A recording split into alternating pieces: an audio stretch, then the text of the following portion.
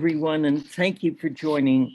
Welcome to today's special Media Avail with officials from the Secretary of State's office.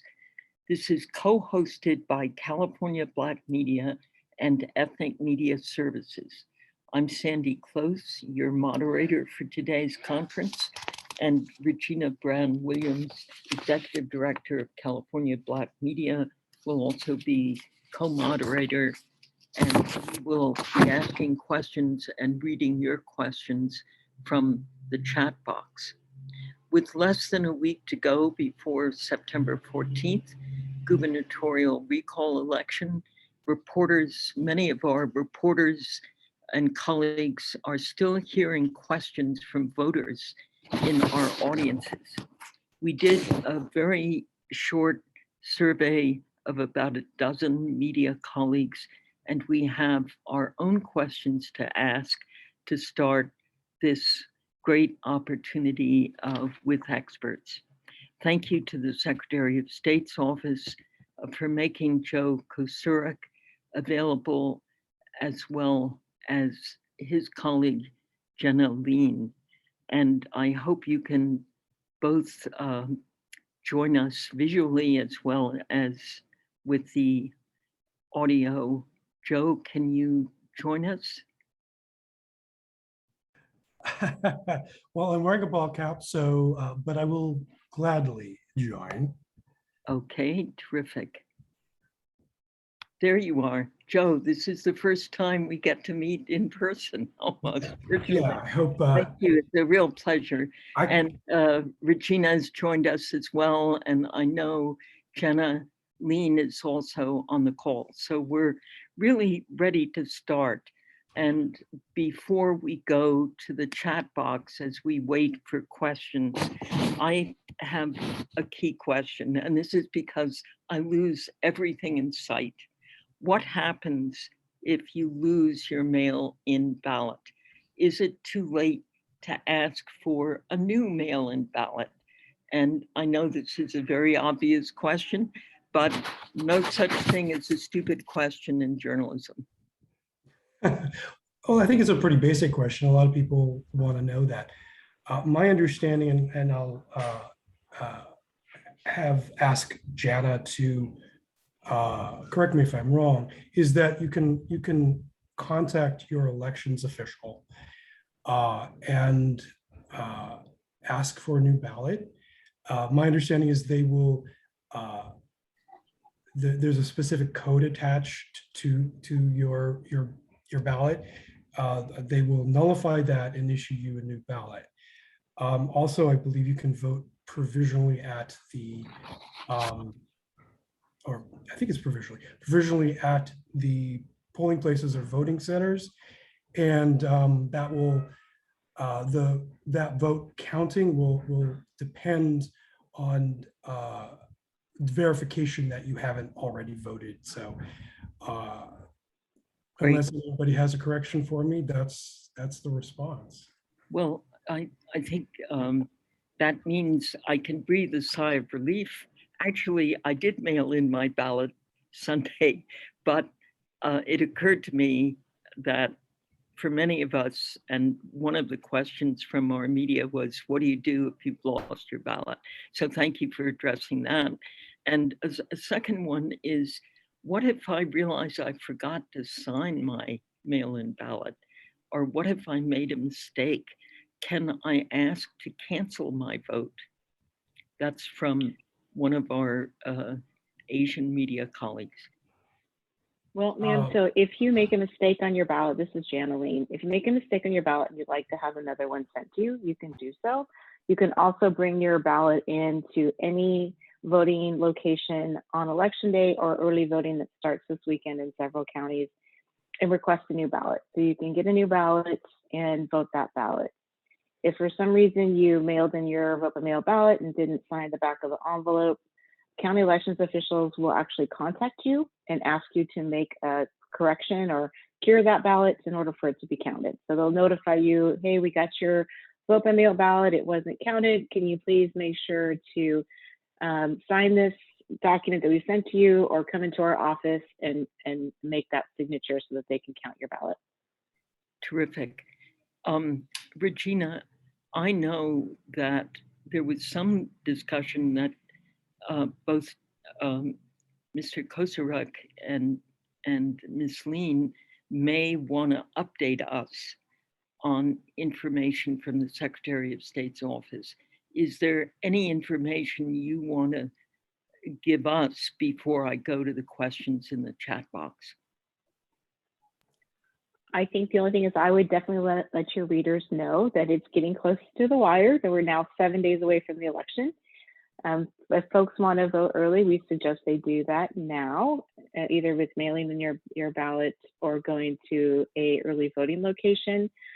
Beat the lines. I don't think there will be a lot of lines, but we just want to make sure that folks are staying safe and they have those options open to them where they can mail in their ballot. They can go to a drop box if they don't want to use the mail, and they can also go to the early voting locations in their county and cast their ballot. Great. And Joe, any updated information you want to give us? Is there any latest information on how we're doing with voter participation? Well, I think we are getting numbers back, and these are preliminary. I need to look at the latest numbers. But we were, as of late last week, pretty much on par with the November election. We had about close to 25% turnout. So people seem to be interested and activated in this election. It's encouraging, and probably partially due to the reporting in the membership here. It's part of our good government stance that people see that voting is important, whatever the election. I think we're pleased with the current turnout numbers as we see them. The trend might change depending on circumstances. We're not really sure, but another thing I do want to bring up, I don't know if Jana mentioned it, is that in VCA counties, the Voting Choice Act counties, along with some VCA-like counties, which are some counties that are assuming some of the characteristics of it, there's early voting open. I think perhaps Jenna Dresner, who's our Chief of Election Cybersecurity, perhaps you can provide a link to those counties so that I can assist with your members reporting on this. But includes LA and San Diego, and it's quite impressive, but people are able to vote in person early. Okay, you bring up a very important issue of VCA, Voting Choice Act counties.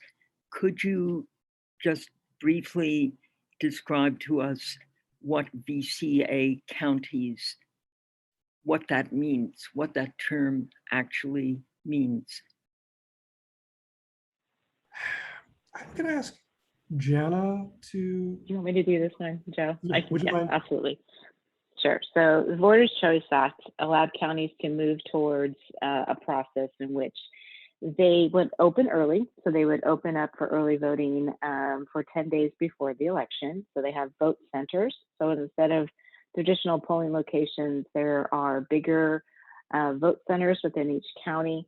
And anyone, typically in a vote center county, anyone can go anywhere. So you're not assigned to a specific location. So those vote centers open, like I said, 10 days before the election. Counties are required to provide drop boxes throughout their county for voters to mail or to drop their ballots back off. And it's open for that, like I said, that 11 days. And then there's more additional locations that are open 4 days before the election. So while there are not the traditional polling locations, it actually would provide an opportunity for folks to come in if they lost their vote by mail ballot to be issued a new ballot. If they needed language assistance, all those locations would have language assistance for them. And so all of those, it gives a little bit more of an opportunity. It gives voters a little more choice to whether or not they want to come in person if they have their vote by mail ballot, or if they want to go ahead and drop that ballot off the drop box. Thank you. That was extremely helpful. And you're going to put a list of the VCA counties in the chat box for us. Yes, Jenna has already done that. Great. Okay, now I'm going directly to our chat box questions. I'll start from the last to the first. Jaya Padmanabhan, what is the Secretary of State's plan to audit the election results? We know that we're in such a contentious period. There may be questions about audits. Does the Secretary of State's office have a plan to do an official audit of the results? So every election has what they call an audit. It's a 1% manual tally of all the votes cast in the election. So that law has been in place for, oh God, at least 20, 30 years. It could be more than that. So it is a traditional thing that we do here in elections. It's something that is a continual thing. I know that counties there's counties that get questions, and folks are getting questions on how do we audit results. So there is a random sample of 1% of the ballots cast, and those are pulled out and they're hand counted to make sure that what the ballot says is what the voting machine actually read. Great, thank you. Araceli Martinez from La Opinion has a question. If you don't mind, I'll read it, Araceli, just because it'll allow us time for more questions. Is it a valid vote if a voter writes Newsom's name on the ballot? And a second question, what do people who have not registered to vote do on election day if they decide to vote? Well, the vote will be counted. I'm sorry, Janet, did you want to field it? But the vote will, if they write in Gavin Newsom and they vote on the recall question itself, their recall a vote on the question of the recall itself will count. But Gavin Newsom is, according to my understanding of election law, is that the governor cannot appear on the ballot as a replacement for himself. So those votes will not be counted. Does that make sense? So there are two questions. Voters will vote on two questions. I'm sorry, I forgot I'm on video. There's a question of whether or not to recall the governor, and there's a question of the replacement for him should there be sufficient number of votes to recall him. Again, if the voter votes on the first question and then marks or writes in the governor Gavin Newsom, their recall question will still be counted, but the write-in for Gavin Newsom will not. Will not. So Right. Henrietta Burrows from East Palo Alto Today asks a very similar question. Since Governor Newsom's name is not on the ballot in the second question as a candidate, can we add his name in as a write-in candidate? And Joe, you're underlining the fact that no, you can't. And if you do write it in, it won't be counted. Am I correct? Yeah, right. It has no bearing on the question of the recall should the voter vote on it. But yeah, if they write in Gavin Newsom, they might as well, it won't be counted. It's just not considered. Great. Now I have a question from Fatma Bakit at El Antashar. And this is very helpful for us because we are constantly writing pieces that we have to look up information and don't always know how to find it. So this is for background purposes. How many signatures are required to get a gubernatorial recall on the ballot? My understanding is 12% of the votes cast in the previous election. Jana, is that right? For the governor? Yep, in the last gubernatorial election, that's correct. Okay, terrific. And she asks a second question. I can see she's writing columns now for El Intishar, and this is going to be very helpful. If Governor Newsom is recalled, when would a new governor take office? Well, go ahead, Jana. Go ahead and field this one. Okay, so the election has to be certified if they get more than 50% of the vote and it moves forward for a replacement candidate to be seated. The Secretary of State would certify elections 38 days after the election. And at that point, the new person could be seated and as governor. Got it. Emmanuel Otico has a question. Emmanuel, do you mind if I read your question just for time purposes? What can we do to make the process more serious? There are too many candidates in the process who look at it as a publicity stunt. I'm not sure if that question is answerable, but it is a good question.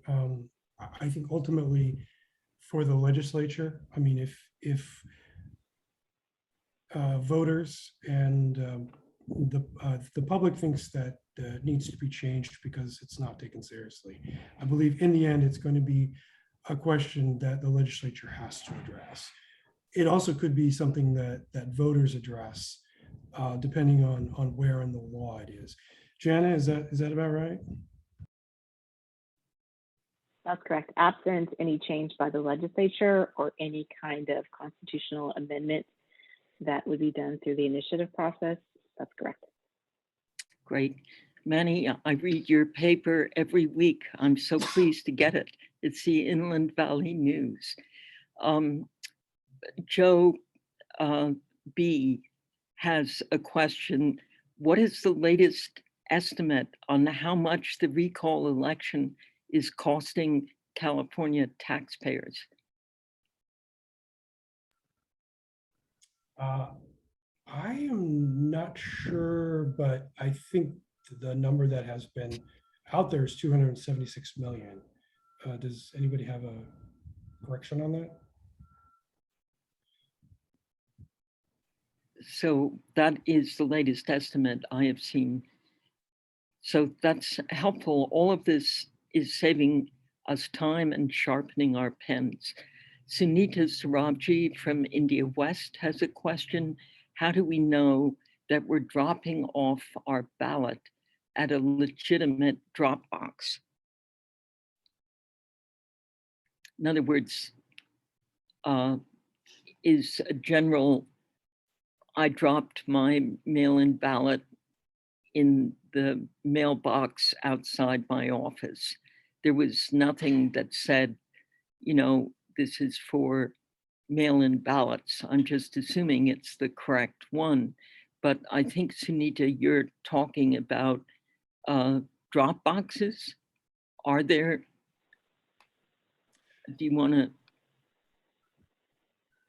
Alexis, can you unmute Sunita so I make sure we have her question right?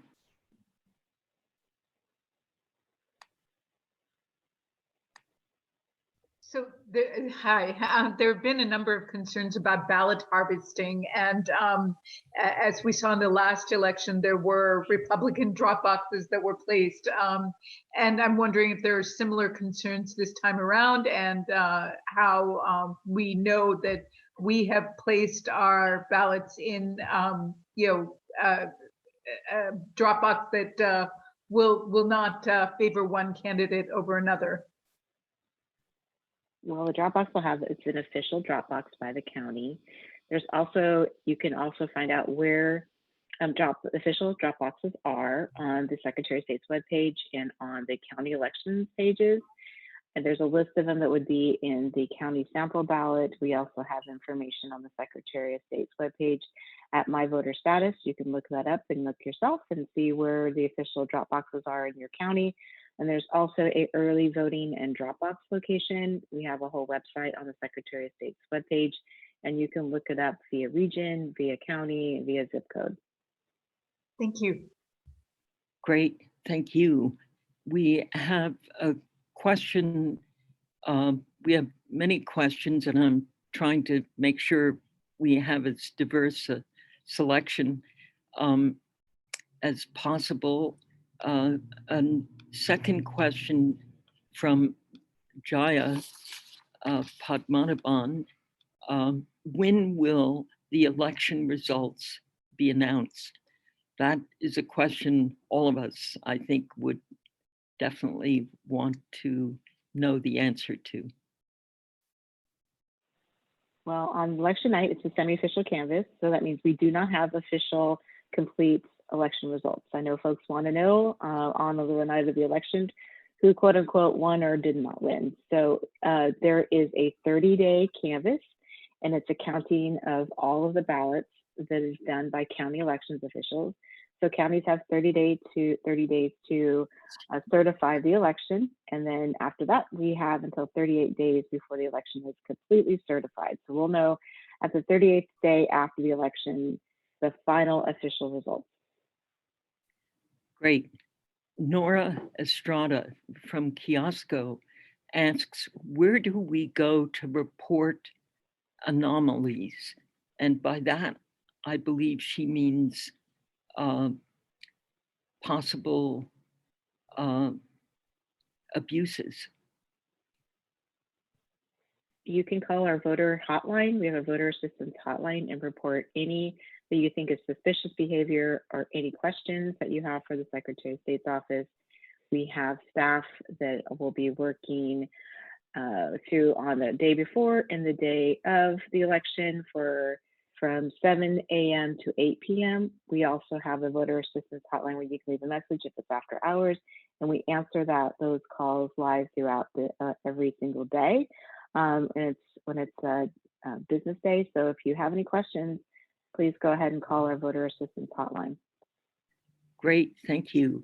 Our Spanish language interpreter needs a clarification, and he does. All our interpreters do very, very meticulous interpreting. So sometimes when we say a number, they don't hear it. One of us, either Lena or Joe, Jenna or Joe, referenced 12%. 12% of all votes.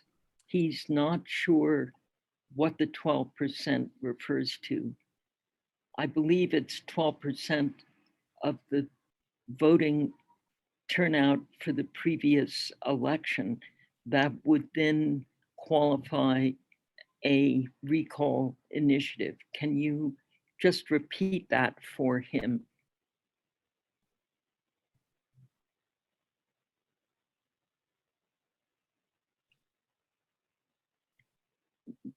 Jenna? Oh, yeah, sorry. It's 12% of the last gubernatorial election. So 12% of the votes cast at the last gubernatorial election. In this case, it was 2018. 2018, right. Thank you. We have a question from Urena. What happens if the voter votes no on the recall and does not choose another candidate? Does this mean the voter does not get to choose a replacement? Go ahead. Jenna, Go ahead, Jeff. Jenna, do you want to take that on? It's that frustration of you don't want to vote for any of the replacement candidates, but then the recall is successful, and of course, you didn't get to express your vote for the replacement candidate. I believe that's Urena's underscoring that frustration, but is she correct? You can vote on both questions regardless of your vote on the recall. So if you vote against the recall, you are still allowed to choose one of the replacement candidates if you want to. Okay, and we have time for just a few more questions. We are 4 minutes out, but this is a great opportunity for us to ask questions. How do you know that you're dropping? No, I'm sorry, we did. I meant to ask this. What kind of COVID-19 protections are in place for voting in person?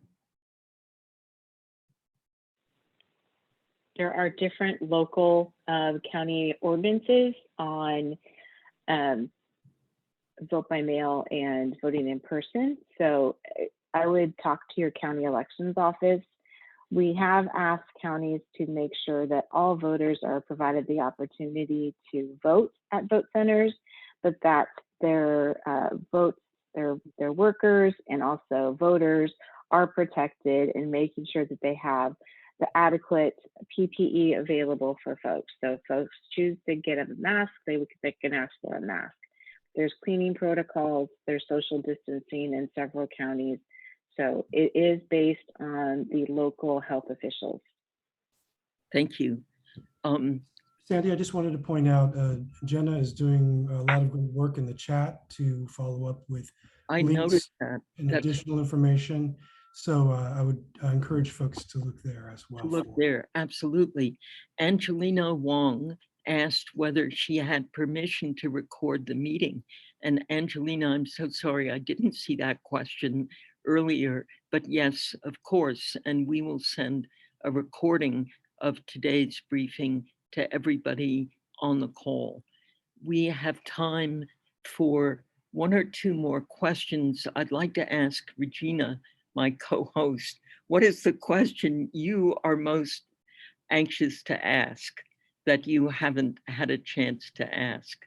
Oh no, I feel good. I've asked so many questions. I know this process in and out. I'm just thankful for the SOS giving us this media veil to be able to ask any other burning questions that anyone has had. So I'm actually good.